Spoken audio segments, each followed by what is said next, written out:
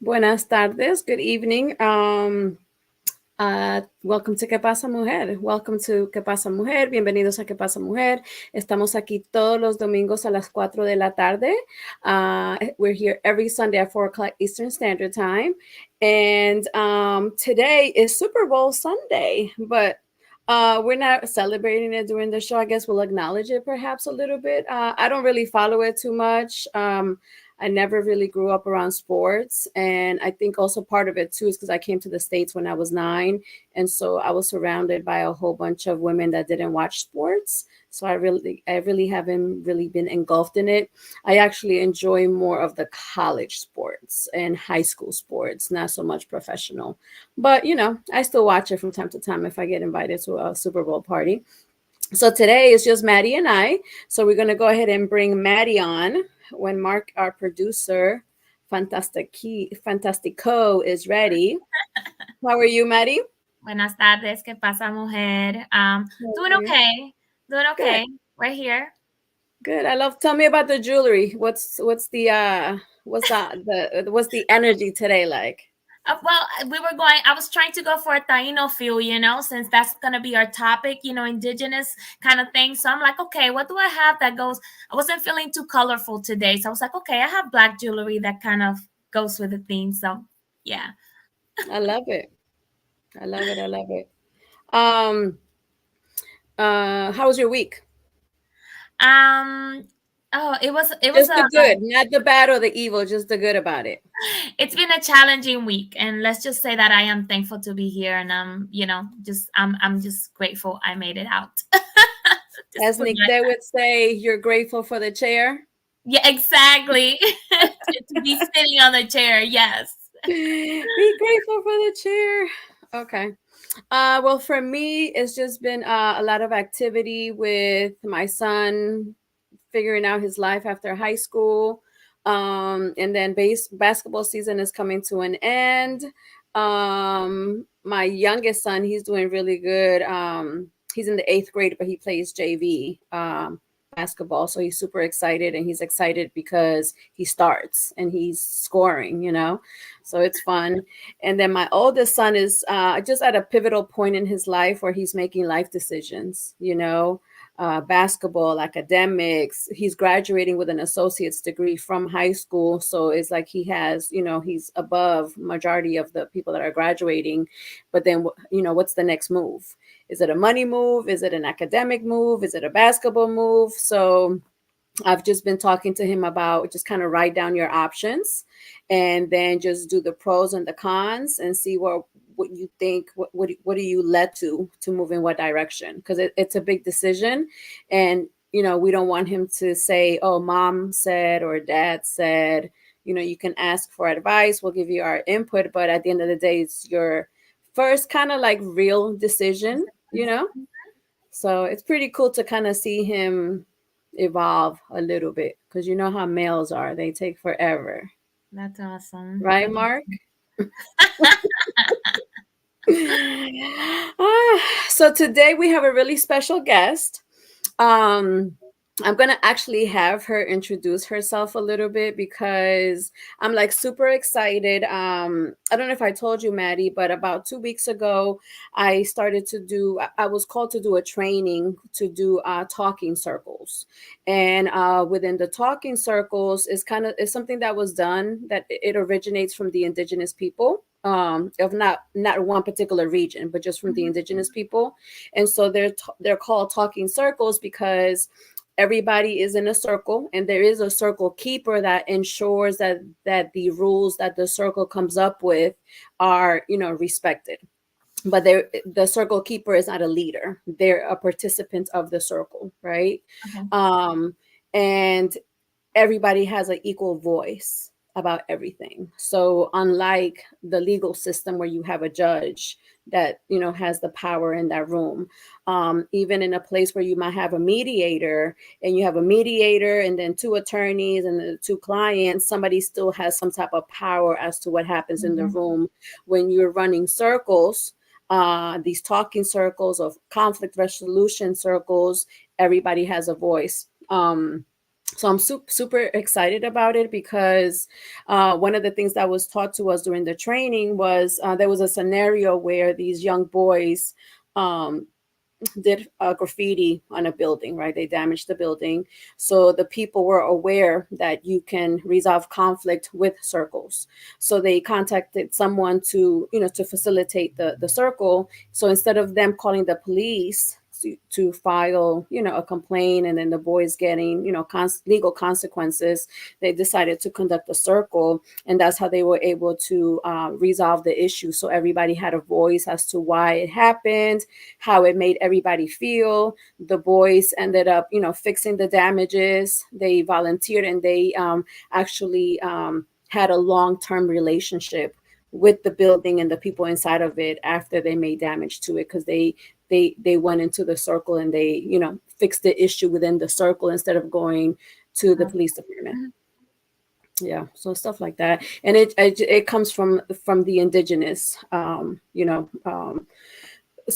conflict resolution, how things used to be done, back in the day, and we can easily bring it back today. We don't always have doesn't mean that everybody has to go to jail because they do something as graffiti, let's say. Yep, so it was cool. So we're gonna bring our guest, Jeannie, whenever you're ready, Mark. I'm super excited because I know a little bit about Tainos, but I'm really looking for us to educate us, Jeannie. So I guess if you could tell us just a little bit, don't go, psh, but just a little bit about who are you? Okay. First, hola mujeres, ¿cómo están? Um, Before I start, I love what you were saying, the conflict resolution, and I want to tell you what you just described as a cacao ceremony back in the days. Okay.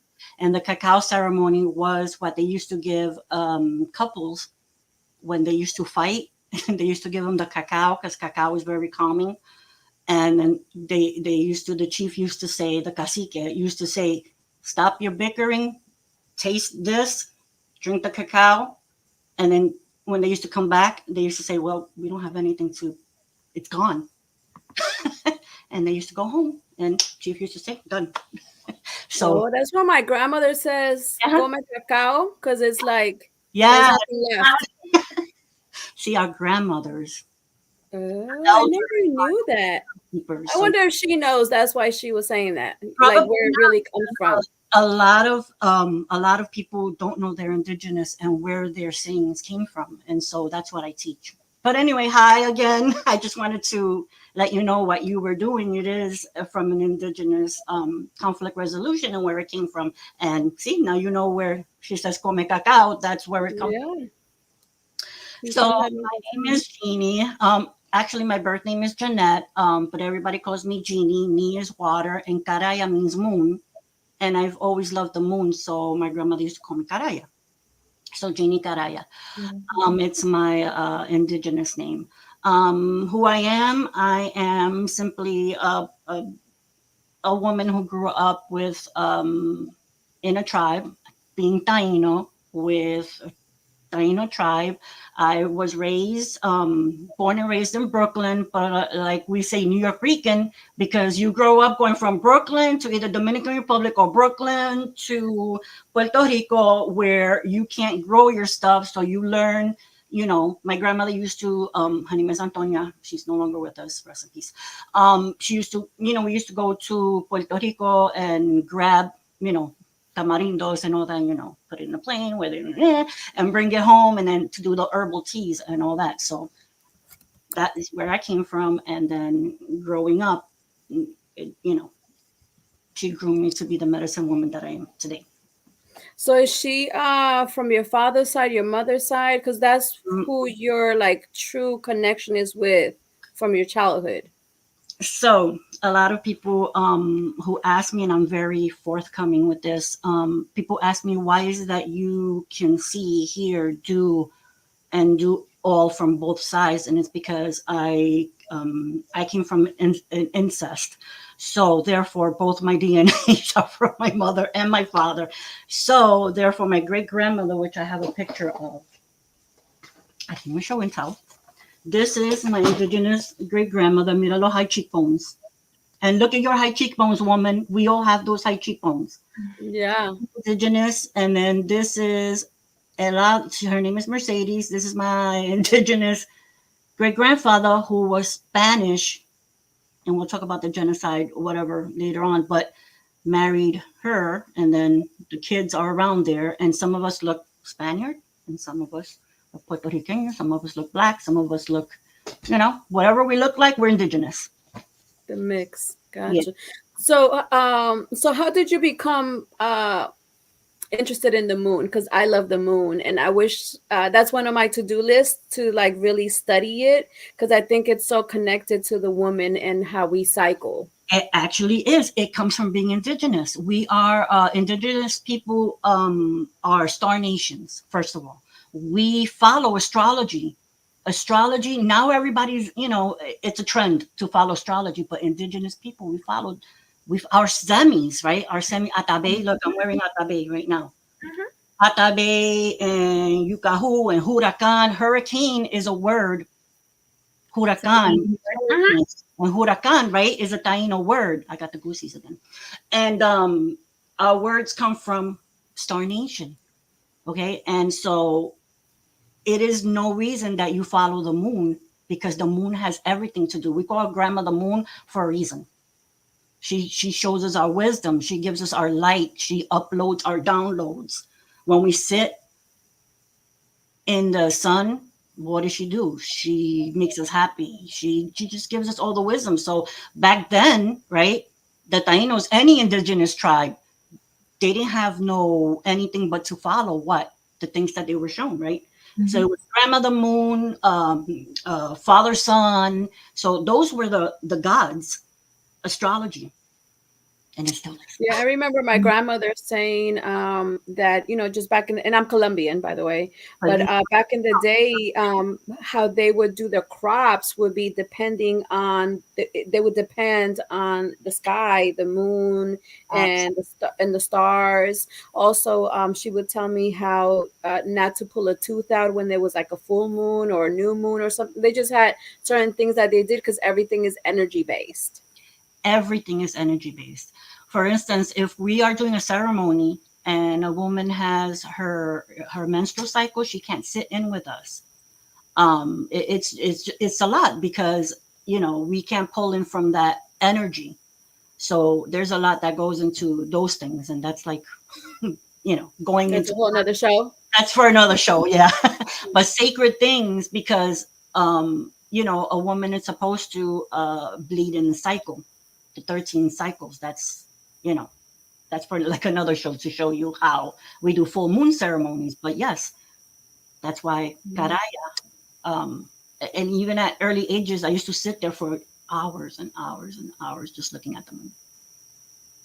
Yeah, That's I'm beautiful. super intrigued by it, and that's why I want to study it a little bit more, because I know it's nothing but energy. Absolutely, you're absolutely right. Yeah, I was gonna ask. I know we haven't like gotten too much into the culture, but I know reading from the Taino heritage that it was very empowering for women too. It was not like you think about old time warriors, and immediately when you say the word warrior, a man comes to mind. No, it's a But woman. in the Taino culture, it's very woman heavy, very woman empowering. Like for example, I was reading that the your titles are passed down through your mother lineage, not the father. So the caciques, where came their title of caciques, came from their mothers, for example. From the women, yeah. Correct. Yeah. Also, reading how agriculture was mainly dominated by the women. Women took care of the agriculture, and the men were the hunter and the fishers. So talk to us a little bit. I mean, you were talking about the moon and all that female energy, but also those other things that we don't necessarily think women, but that's Oh how it boy, was back then. I'm so glad you brought that up, because the machismos that are in this world, let me tell you, the first time that I started dating my husband, I told him, I want you to know that I'm indigenous. He goes, yeah, I know. Remember, we were friends. I said, no, but I want you to know that women come first, and that women hold the bolas. And he's like, I have no problem with that because I know. I said, okay, as long as you know, because women, and it's not just Tainos and indigenous men hold their women up here. Why? Because of Atabe. Atabe is a very important semi, and she's the one that gives birth, and she's the one that gives us the fresh water, and she's the one that does the nature, and they respect that. And because of that, women are here. But we are warriors. Have you seen Ginny, Echo yet?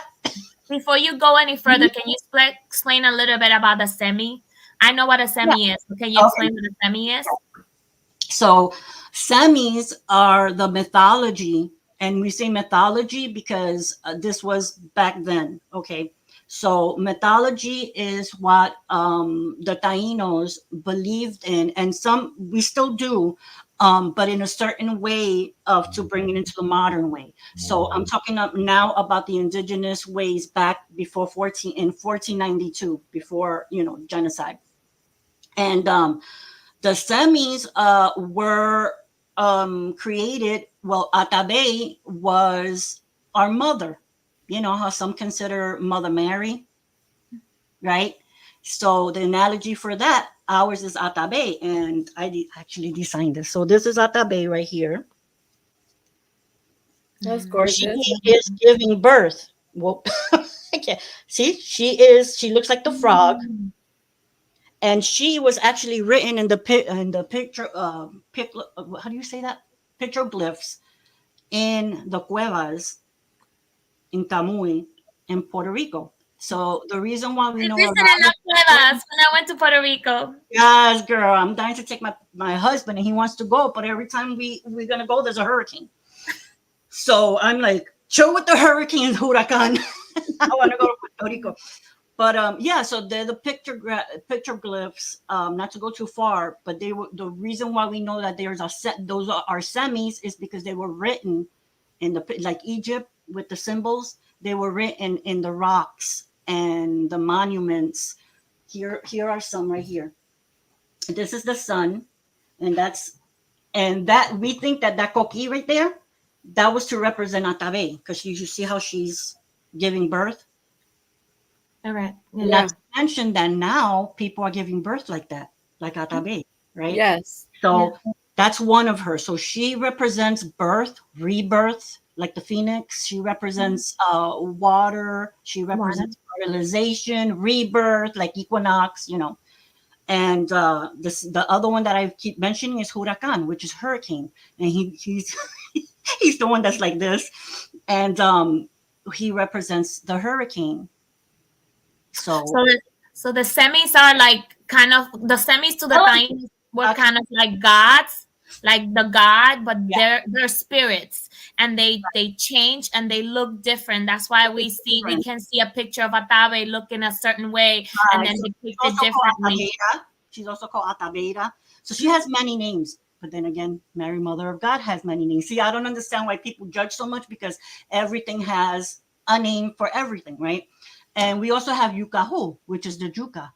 Juka represents everything because when they didn't have food and we were enslaved, Mhm, because everybody talks about slaves, but they don't know indigenous people were mhm. enslaved. Okay, my grandmother was one of them. And so yuca was all we had. That's how cassava came up, and that's how fried bread came up, and that's how we celebrated. Because the government thought that they were gonna kill us with just giving us flour and all that, but we made it. So And the yucca has strong roots. what? Whew, if there's not a yuca in my refrigerator, whew, my grandmother, she goes like this. I'm like, I know, I gotta go buy some. It's funny because I buy the frozen ones, and I when my dad is home, I have to have a bag of frozen yuca Yes. in the fridge Oh because yeah. that's his go-to lunch, Oh yeah. every It's, day. it's in us. It's in our DNA. It's in our DNA to have that yuca. So those are the main, and guavanex, and those are the other ones, the other small ones, the other mythological ones. Mhm. Also, let me ask too. The name Taino. I was reading a little bit on that, and it says that it used to be the word was ni Taino. the original word, and then it got shortened to Taino, and it meant like you were elite, kind of Mm-mm. like the elite population. That's kind of how how the That's a myth. okay. So I tell a lot of people to ask a Taino if that's true or not. Taino means noble people, Hmm. and Taino actually is what they called us. If there's a book that I want you to read, is from Frank Pareto, and he is the one. I'll give you the link. I'm probably saying the name wrong, but I'm going to give you the link.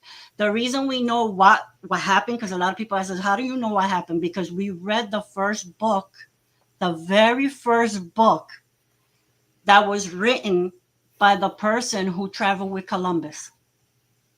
He described what happened. He described what they saw. He described everything, and it's hard. This book cost like 500 and something dollars. But one of our chiefs, well, my first chief, where he was a cacique Jorge Bacaru. He was from the Smithsonian, but he did a lot of research, and he had us read it as a group because those were the facts, and we needed to know the facts, you know, of the culture of how we talk and stuff like that. I'm in another group now. I'm in another tribe, and that chief is he knows a lot too, and he comes from a legal standpoint, and he knows um, that we are Arawakans. We are Arawakans, okay, and he's more of a all indigenous people need to get together, and stop this, you're that, you're that color, you're this, you're this, you're that. First of all, indigenous people, there's no color, okay? No color, okay? And because a lot of people look at me and be like, you're indigenous? Yeah, very much so. I just looked like, it wasn't my fault that Columbus came and threw my grandfather in Puerto Rico, and now I look like him, you know? But yeah, so to get back to your thing, no, Taino, there was no other name. It's Arawakan Tainos, and then there's sub people, but that's another that I mean we can talk like in another thing, and it's a lot. That's why I do teachings of Taino, because there's a lot subcategories and all that. How long did you live with your grandmother?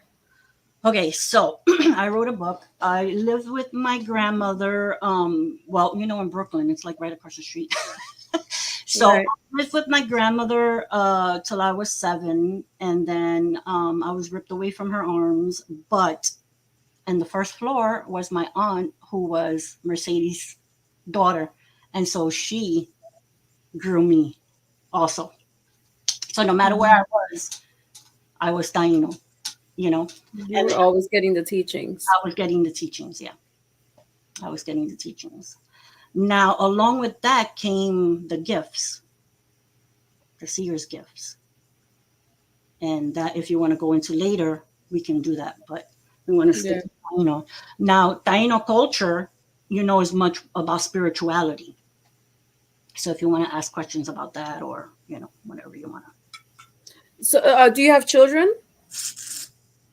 How do you introduce this culture? How young can you start, right? And Very. how do you teach it, Okay. or how did you do it? Okay. So I love this question because I have 2 sons by the miracle of the creator. I have 2 boys, Aaron and Kyle. So, and one se parece a ti, Mary, y uno es blanquito como yo. And so the way I introduced it is and my firstborn is Dominican, Puerto Rican, indigenous, and the one that looks like me is Puerto Rican indigenous. Okay, but we scratched all that. We said you're both indigenous, and whatever you want, I left it up to them. I never said you're gonna grow up indigenous, you're gonna do this or that. I left it up to them. But the way I introduced it was my little one went to the Native American Museum when he was like 5, and he was like, "Ma, I want to wear a shirt. I want to wear a shirt." And I did one of the shirts that says, "I am Taino." he went to the Native American Museum and he saw the Taino, he was like, Mommy, that's what I am. That's what I am. And then from there, he got interested and he was like, Mommy, I want long hair because long hair represents strong. And if you see my 25-year-old, he has long curly hair and nobody can tell him anything. He has the long nose. Everybody's like, you look more indigenous than your mom. And I'm like, but you introduce them by being transparent. They talk to you about Columbus or whatever, small or whatever, and you tell them, well, you don't talk negative. You just say, well, they have it wrong because this is really what happened. You just, that's what I did with my boys. Well, you're not going dressed well, no, you're not. This is what you're going to do. You're going to go dressed as a thing that says, I am Taino. And if they have questions, talk to me. And that's how it went. Did you ever feel any resistance from them or rejection that they were like, Mom, you're crazy? My oldest one. My oldest one is the most skeptical one. He lives in China now. But he's the most skeptical one. And then when I started my teachings, right, and I started posting pictures, and he's like, Mom, I'm sorry I ever doubted you. He was like, Mom, I'm sorry I ever doubted you. Look at us. I'm like, look at you. You're killing it. He was like, and now he's like, yeah, I'm indigenous and I'm married to an Asian woman and my kids are going to be beautiful, indigenous, dark skin with green eyes and indigenous. He's just like so. And then my little one, forget it. He's a mini-me. He's like, yeah, I'm indigenous. This is my name. My name is Hawkeye and blah, blah, blah. So he decided to walk in medicine man. He wants to be a medicine man. So, yeah. So you mentioned a lot your Taino name. So do you have your your government names and then you give yourself Taino names? So how do you pick your Taino names? You don't pick it. So my chief. Okay, so this is I want to tell you how it is because a lot of people ask. So for me, I'm in a tribe, right? I have a cacique. Cacique means chief. You're in a tribe and I'm the bejique. So a lot of people are like, what is behike? I had to change my name because people thought I was a scammer. When they would see bejique, they were like, they wouldn't want to be my friend. So I had to change it to Gini Caraya Payet. And then in the parentheses it says bejique. Bejique means medicine woman. So every tribe, I'm in the Yaya Guaili, and I'll put the link if you want. And every tribe has a cacique, and in the cacique, you have a council, and then in the council they say you're the bejique, you're the bahuti, you're this, you're that. Now the cacique is the one that gives you. He sits with the ancestors in a ceremony, and he sees your personality and what you do, and they give you your name. So Caraya was given by my grandmother, but I have a huge name. It's Guatamacu. And it's so long. It is Guali Guatamacu, and it means fire noble eyes. And in back then, those people were called who can see through the smoke, and those are seers. Does that have like so the Tainos? So if you could kind of tell us a little bit like the geographical piece of this, right? The Tainos were in everywhere where we call today South America. Like where were the Tainos in reference to the regions, what we call it today? Puerto Rico, Dominican Republic, Haiti, Bahamas. Cuba. That's why we call Caribbean, Cuba, and all the Caribbeans. We are the Caribbean Native American. We don't even like to be called Native Americans because we were here first. Right. So there are a lot of African Americans that I speak to, and they're like, I was here first. And the government was the one who separated us, right? And they're Tainos. They go back and they place themselves as they're Tainos. It's crazy. So, yeah. So I have a map, actually. Do you want to see the map? Sure. I love it. It's beautiful. So just before you start talking about that, our producer Mark said that I guess he pulled up some information from the World Bank report of indigenous Latin America in the 21st century, and they say that there's about an estimated 42 million indigenous people in Latin America, and growing. And those are we always talk about this, right? And that's, oh, let me say my 3.2 trillion before I forget. No. Mira qué lindo is this is this Oh, I see it. here. Do you see the map where and then you see the Tainos in the Caribbean right over there? Gotcha. Okay. It shows in the map, it shows where back then it was Cherokee, Taino, and all that. Right. Yeah, because we talk about the just the impact. We Yeah, usually use the word Latino, Hispanic, right? But we know, we are aware of our where we come from, which is our indigenous people, right? right. Like I'm from Colombia, and my grandmother's from my mom's side of the family, our last name is Sutachan. And we haven't really been able to like really to pinpoint it to what indigenous people it was from, because it's such a unique last name. But I think they have like cheap chas or something like that, some other regions. But we also always talk about how important it is to, like you were saying earlier, that it doesn't matter the different type of indigenous people that we are, just like Puerto Rican, Dominican, Colombian, Venezuelan, we're all the same people. And yeah, through division and conquer, that's where the division took place. So one of the things that we try to do on this show, and that's what we appreciate the platform that we have, is to start to like, let's open it back up and let's like be reunited and not be so divided. So I love the fact that you mentioned that in the indigenous community is kind of like the same sentiment. And that's what we're trying to bring back. But the colonized minds, it's always trying to separate us. And the millennials now, even more so, they're the ones like, you're not indigenous because look at you, and we have to go back and teach them that that's not who we are. Who we are, people who we want harmony. We want harmony. This is who we are. We want to bring harmony back. We want to bring nature is a big thing. If we don't have the right frequency and harmonize with earth, with nature, same things are going to keep happening. Pandemics over and over and over. Everything is energy. Everything is frequency. Look at our mental health system. Okay. It's only going to get worse and worse if we do not get on the same frequency, if we don't get on the same harmony, if we don't harmonize together and stop with this colonized brain of just cutting up people and being so insensitive. So many people are so, how do you call it, desensitized, and I don't understand. Just be compassionate, but hey. And I think as people keep saying it over and over again, you know? as we grow and as we evolve, that's one of the things that we talk about in this show a lot. And like Viviana said, we're so thankful for our platform.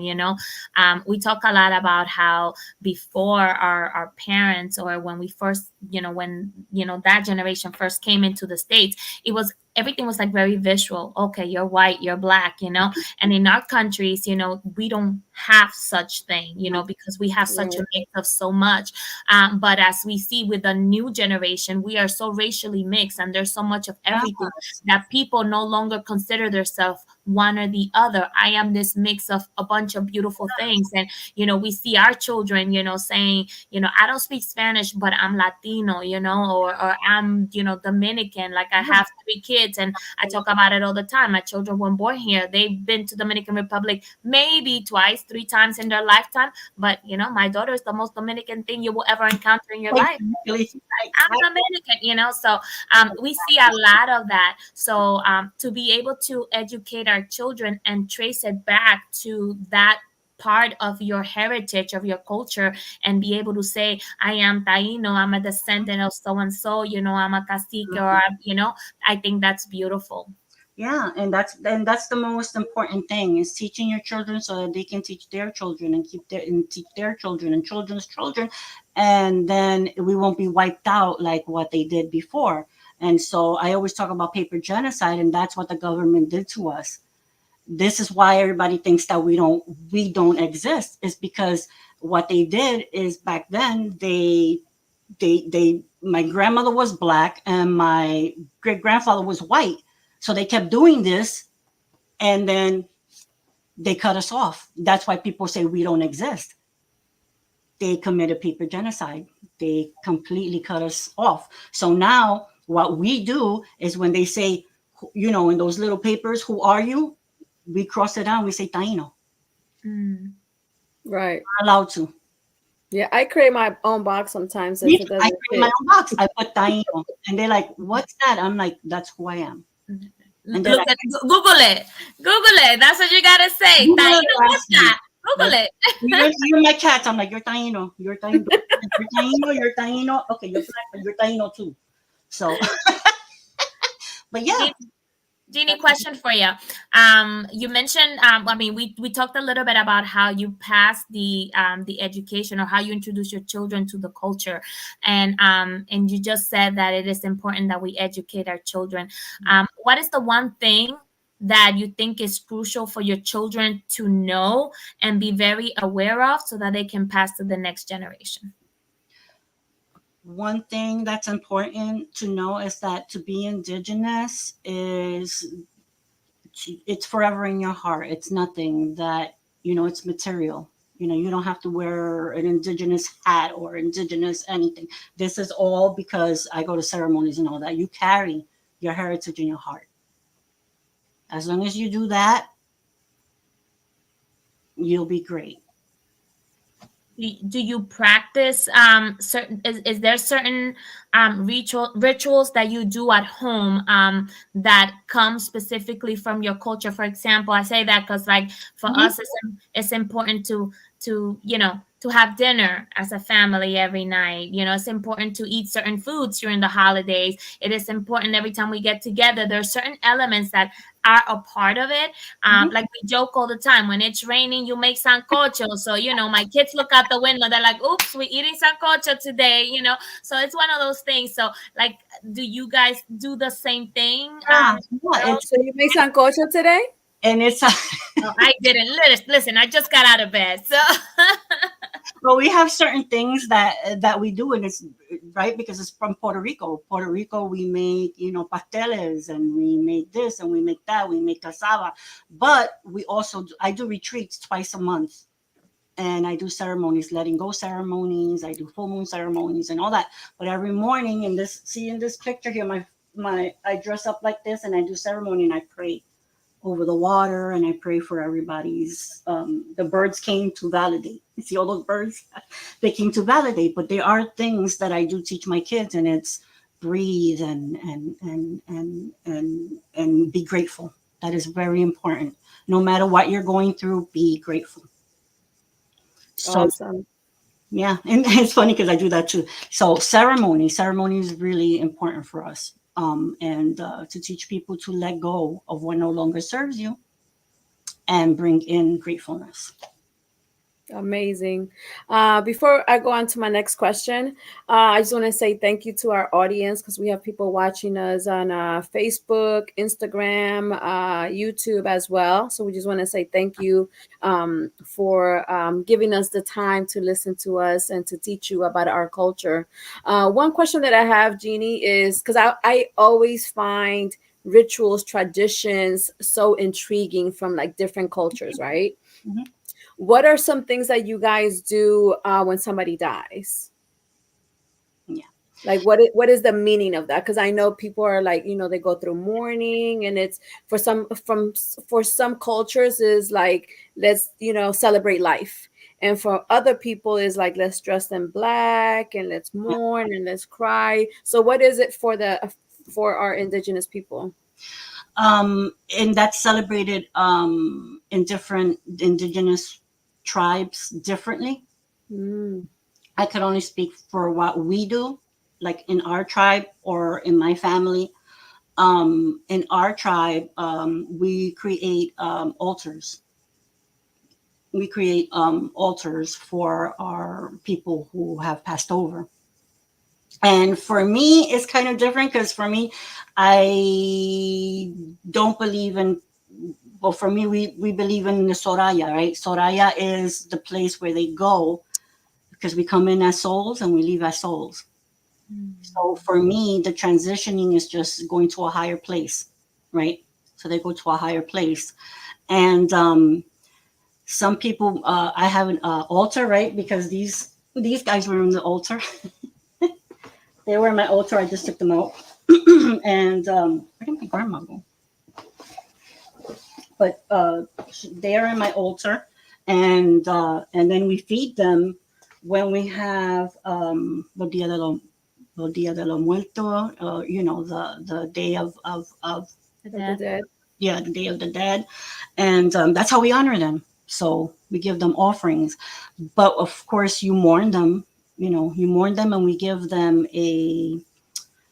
Last time we had somebody who passed away in our tribe, we just got together and we said a few things, and then we placed them in. We made a gourd. So there's a gourd that the caciques make, and it's something traditional. I'm not sure if I can say it or not. I have to ask my cacique, but it's kind of like a gourd. Okay, I was like, go ahead, say it. But you have to ask on your end. On our end, we don't have to ask permission to anybody. We just say whatever we want. Gourd. It's a gourd that he made, and it just had things to remember him by. But and then we put him on the, and then you put him on the whoever it is on your altar. Do you cremate or do you bury people? That's that's up to your family. Okay. Family, yeah, that's up to your family. That was my next question, Maddie. That's up to your family. I want to be cremated, so that's up to your family. There's no wrong or right or. Do you guys also do the 9 días? I know in Dominican Republic, that's kind of when somebody passes away, you have the 9 days that you pray over the body before you bury the body. Do you guys do something similar? Or? Okay. No. So I find this so interesting how just everybody does, when somebody's born and when somebody passes away, weddings, the dedication I to. do indigenous weddings. You do what? I do indigenous weddings. Wow, that's pretty awesome. Yeah. Another thing that I was gonna ask you, why did we stop the indigenous traditions? Give me one. I know this probably maybe we could talk for hours about this, but Right? what is that one that you think is the root reason why? Because the government and the church stop the indigenous ways. Gotcha. Yeah. Uh-oh. What was that? Yeah, so that's the short answer as to why I stopped the Yeah. rescue. Mainly, they threatened, our ancestors. Yeah, I know that there's a lot of hurt within the indigenous community because of everything that has happened in the past. Yeah. And I know you know there's always movements, there's always organizations, trying to just make things better, to heal it. And I think just the fact that if the government were to just acknowledge, right, I think that's the beginning of healing, is just the acknowledgement. And I think Yeah. on our end, for us to receive it, and for it to also be a transparent, a genuine acknowledgement, right? And I think a lot of the times that's all we're looking for is that acknowledgement, that serious acknowledgement. A sorry or something, but we're never gonna get it. It's a we see you, it's like it's not I don't think it's anymore about apologizing, because I don't think there's enough I'm sorry's that Right. are going But to it's cover I everything that has been done.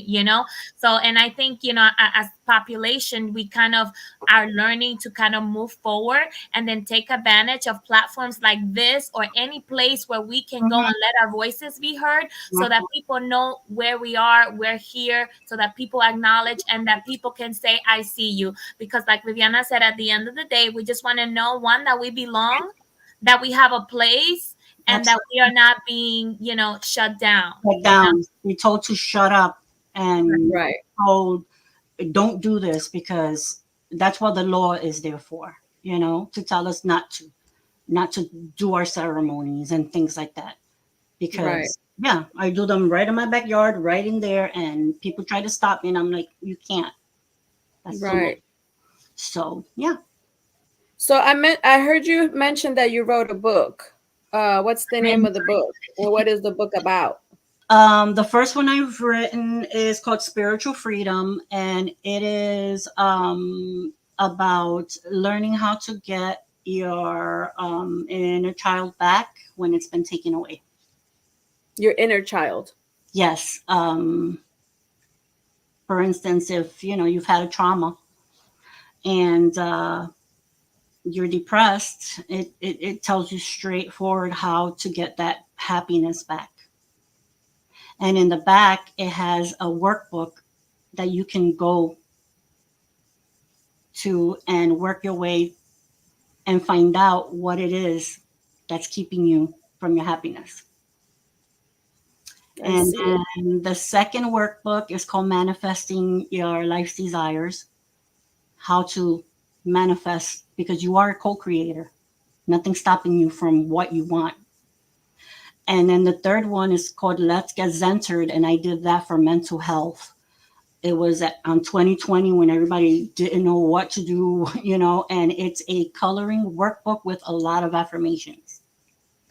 And you can find them all on Amazon, or you can ask me and I can order them. Yeah, that's awesome. Yeah. Which one was your favorite to like write, or the process of it? I'm sure you like all of them, because if not, you wouldn't have written them. But which one were Spiritual you like? freedom, Let's Get Centered. Yeah. Spiritual So freedom. you currently train people to manifest, Mhm. to heal their inner child. Oh yeah. And I also have actually three companies. I have one called Mobile Psychic Soul Connections, and in there I service people with ancestral healing, mediumships. I do cards, I do healings, I do Reiki. So anything that has to do with healing, that's what I do at Mobile Psychic Soul Connections. The next one that's coming out is called Holistic Life Healing and Natural Wellness Practice, and that is more mainstream to help with doctors with red light therapy and herbalism and things like that. But as far as the healings with ancestral, that's where you go to get my services for healings and trauma and things like that. I also do classes to learn about indigenous people and Mm. shamanic Do you do them in person or virtual or both? virtual, because I can get to so many people, virtually. Do you let me ask you, so we have our partner that's not here today, Nite. She is our advertising guru, and she utilizes color. She's very vibrant and she works a lot with color. Mhm. So do you does color influence Yeah, what you do as well, and yeah. what would you say are I some do of the color more therapy. influential ones? I do color therapy and I do it with children. So I have my diploma in child psychology, and I feel that color therapy really works with kids, and aromatherapy really works with kids. What is Um, color therapy? Color therapy is actually great because, for instance, you put that on right today because you thought Taino, right? Well, you wound up picking right because look at the colors that I picked were black and white. Intuitive or not, you put that on, right? So when you wake up in the morning and you look at the colors, if you're feeling happy, right, you're gonna pick a color yellow or a nice color. If you're not feeling great, I'm pretty sure you're going to pick a black color or whatever. So color therapy is learned actually in school, in kindergarten, right? You don't do good, you're going to get red. You do good, you're going to do green. So color therapy is everything. That's how I know when a child is not feeling good. I put a pair of glasses, colored glasses, and I tell them, pick which kind of glasses you want to put on. If they pick the color wheel, they pick the sunglasses, I know what mood they're in without them having to tell me. So it's a great service to have. I had a question about your book, Spiritual Freedom. Talk to me a little bit about the inner child and does everybody have an inner child? Yeah. And um, what are some like how do you know that it's there? Like how do you know my inner child versus I had trauma because when this happened to me when I was 7. Okay, so your inner child, you have your inner child, and you're happy, and you're outside, and then something happens to you. Whether you learn, whether your parent screams at you, or something traumatic happens to you, right? And then you let it go because you're a kid. But then growing up, there's that something that always brings you back and triggers you. It's a trigger, right? Like, don't scream at me because it triggers me. But why does it trigger me? You don't know why. So what I would do a soul retrieval with you, and it's journeys. So I do journeys, spiritual journeys, and in that spiritual journey, it will come. I will have you. It will come from your sacral chakra, which is where your trauma is, all the way come up to your mind, and you'll be like, "Darn! When I was 4 years old, I was doing nothing, and I got screamed at, and that stood in my what we called in the shamanic world, we call it our field, our DNA field, right? And it stood there. It's just stuck there. So until you deal with that a trauma that happened to you, it will stay there, and it will keep going like this, and you keep triggered over and over and over and over. And the more that you have traumas, your inner child keeps going like this, and you're stuck, right? You're stuck. You keep being stuck because you're not. And then what happens is that then it goes from emotion to physical. Then all of a sudden you have pain, fibromyalgia, Disease. arthritis. And girls, let me tell you, I used to weigh almost 500 pounds because it happened to me, right? Um, for speaking my truth about what happened to me, I was abandoned by my parents. I don't have parents. And so, it just kept on and on and on and on. And I kept drinking everything and everything. And all of a sudden, hi, honey, my husband came home from work. And next thing you know, I was 500 pounds, toxicity and fibromyalgia, I had meningitis 3 times. It was just eating it up until my grandmother came back in spirit and was like, ¿Qué carajo te estás haciendo? Wake up. I didn't raise you this way. Put your feathers on. Go do a soul retrieval. Just she let me have it up there. And then that's when I woke up and I was like, yeah, what the fuck am I doing? I'm letting these people mess with me when we are warriors, right? And then, yeah. And then I woke up in 2015, woke up, did my journey, and then I got my tribe, and here I am. So that's how you know. You know because you're sick. You're not only sick, you just keep looping back and forth, and it just keeps coming up and coming up, and you're depressed all the time. So, And a lot of the times we see it within our relationships, right? Whether it's romantic relationships or just with our children, and just that pattern that we continue to see. Like I've talked about it a lot of the time. Sometimes I think that I have healed something from my past, but yeah, something happens and it just kind of takes me right back to that place. yeah. And it's that inner child that needs to be healed. Mhm. That's why my first son's father, Aaron's father, he was like, I never had what I needed. He was that for me. And then I didn't learn. And then I went to my youngest child's father, who was a narcissist and was, blah, blah, blah. And then I didn't learn. The universe was like, the creator was like, okay, what? You didn't learn? Pues toma, otro. And then after that, when my grandmother came and she was like, Manda este pa'l And then, I started manifesting. I want a good guy. I want to, leave Brooklyn. I want to blah, blah, blah. Throwing out the frequencies of Oh no, what? she blamed Brooklyn. No, I didn't blame Brooklyn. Brooklyn. I blamed the people in Brooklyn because it was my parents in Brooklyn, the toxicity, the blah, blah. And no, because my other son's father was in Virginia. So, um, Yeah, the environment. todo the environment. And then look, my friend from 4 years said, "You want to go on a date?" And I've been with him for 10 years on February 14th, married 5. So once you find your worth and heal yourself, then you find the frequency that you're sending out. Because if you're sending out unhealed, you're going to find people who are unhealed. And that's what I teach people.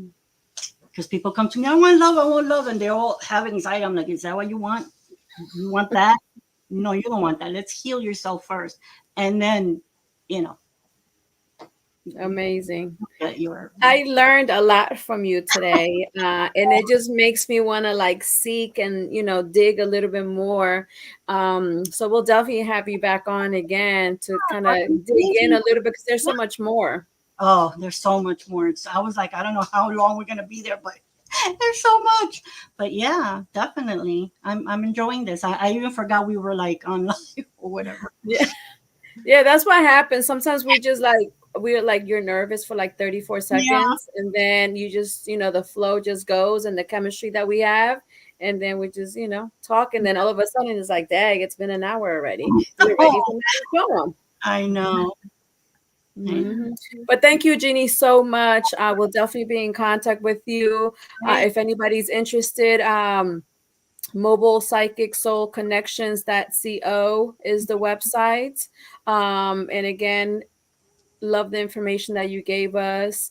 Very genuine, very transparent, very real. I love everything that you do and just your energy. I love it. Thank you so much for having me on. I've enjoyed myself. Thank you, hermanas. Everything. I just enjoyed your energy. Thank you for having me on. Good. Thank you. I appreciate it. Maddie, we're ready for your poem. Sounds good. So again, thank you, Jenny, for being here. Love the information and learning a lot. So thank you for sharing your heart with us. And we like you said it comes from inside, and we felt it. So thank you for that. So this poem I've done a million times now on the show, but Jenny's here, so I want her to hear this one. So I am gonna do it one more time. So this poem is called "I Am Who I Am, Mulata." So I hope you guys enjoy it. Okay. So yo soy mulata. Soy una mezcla divina. Soy blanca, negra, india, taína, de matiz, azúcar, crema. Pero soy más que un simple color. Soy fuego, pureza, ardor, quemando dentro de mi ser. Se asienta a su propio nivel, haciendo residencia en mis caderas. Se alegra al sonido del tambor, timbales fuera de control. Azúcar. Celia Cruz, reflejada en mi voz. But I will say it again. Yo soy mulata. I am a mixture of divine, taína black and white in a brown sugar shade. I am sweet, but make no mistake, it goes beyond the colors you get to see. It is this fire burning inside of me, layered between the rhythms cascading from my hips. It is the sound of the drums, timbales out of control. It's in the swirl I carry inside of my soul. Azúcar in my Celia Cruz voice. But I am history. I am a history that's rich. I am what you get when you add Christopher Columbus to the Caribbean born. Merengue, bachata, sabor, puro son. Quisqueya la Bella, that's where I'm from. I am the outcome of the Spanish invasion into an indigenous world, creating our own culture from the new and the old. I am a sancocho full of flavor and sazon, and that's a big gumbo soup for those of you who don't know. I am a blend of the desperate cries and the strength of the caciques who fought so hard to preserve themselves. To our gumbo soup, we added extra broth in the hopes that our past sufferings won't set limits to our pride and our joy. We gave it a kick so that the new generation understands that in order to know where you're going, you must learn of the struggles of those who came first. Our history, we need to know. Being different is no shame. Things will always be hard before they become easy again. So Some are a rainbow of color inside, but no, not I. You see, I get to wear mine with pride. It is on my skin. It is branded within my curves. It's in the shape of my nose. It's in the Arawakan influences to the Spanish language that I speak and I love. I can always adapt to where I'm at, but history is written on me. I can choose to hide or I can embrace that I am an amalgamation of the past and the present, the best. I can let others stereotype me or I can educate them, infect them with my state of being, this pride that I feel living inside of my skin. My skin that's not only black, but it is white, it is India, it is Taina, it is the Dominican in me. Understanding who I am before I can teach, not letting one label define me because I am who I am and I will always be this beautiful mix. I am a Dominican mulata, or you can simply call me Maddie. Thank Wow. Maddie, this was the first poem that I ever heard you recite. And then that's because I always get I like your other poems, right? But this one right here, I was like, oh my God, I'm I her number felt one that. fan. Because this was the first one that I heard when I met you. Wow, I that love is it. beautiful. Thank you. Thank you. Thank you so much. So thank you, ladies. I hope you have an amazing, amazing, amazing week. Ya estamos en febrero. So otro mes in 2024. So I hope you guys have an amazing week and continue to do what you do, for the community. Thank you, Jeannie, so much. Thank you, Maddie. Have an amazing week. Thank Bye, you, Mark, and guys. we'll see you guys next Sunday.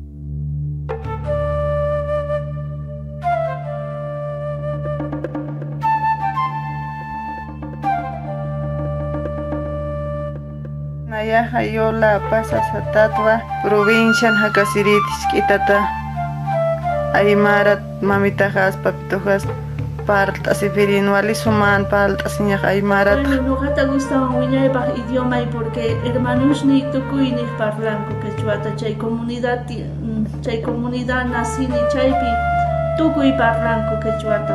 Ñuqa yaykuptiki escuelama recién aprendini parlayta castellanuta. Por el hecho de que hablar una lengua indígena, en lugar de ser una habilidad adicional porque abre puertas, se le concibe como, o se le entiende, se le vive como un hándicap, como un marcador que va a cerrar puertas. Y entonces existen procesos perversos en donde muchos padres hablantes de lenguas indígenas prefieren que sus hijos no hablen lengua indígena porque saben que esto va a constituir un marcador posterior. Sabaya firisma wawanakaros yaticha sibayara kiñansas ani nah yatich harakti uksista firisma.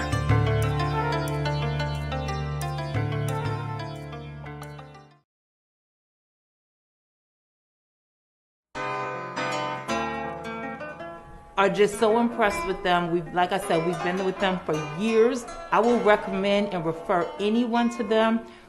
We stand by A+ academics. They're the best. A+ tutorial really did help me With all my grades, they all went up when I came to this place. And I would say I recommend this school to everyone. So it's a really good environment to be in, especially for me because it makes me look up to my parents. If you have students that need academic help, A+ Academics is the place to be. A+ Academics, what a great place to go for academics. It's just a really great place to learn.